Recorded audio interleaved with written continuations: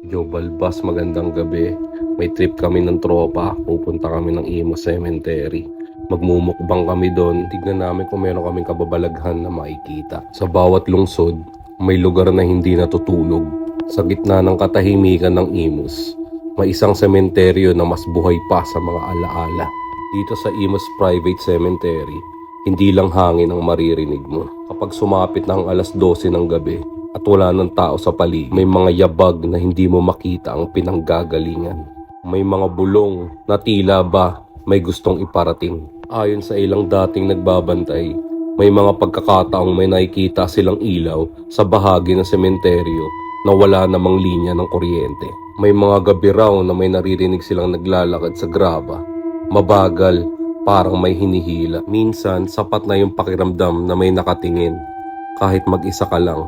At kapag palabas ka na ng gate at pakiramdam mo may sumusunod sa'yo, huwag kang basta lilingon dahil baka wala kang makita o baka may makita ka. Sa mga oras na ito, sinimulan na nga namin ang aming content.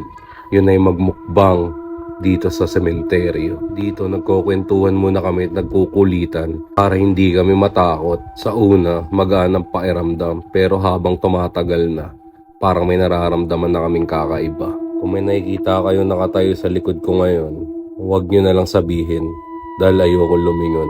Dahil minsan, habang ikaw ang kumakain sa sementeryo, may iba ring nag-aabang at baka hindi siomoy ang gusto nila.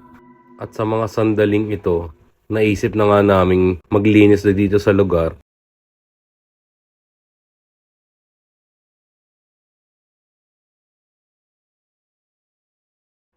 At nagpagpag muna kami dito sa may McDo, malapit sa Malagasang. Siyempre, baka may sumunod sa atin eh. Mahirap na. Kaya maraming salamat sa inyo.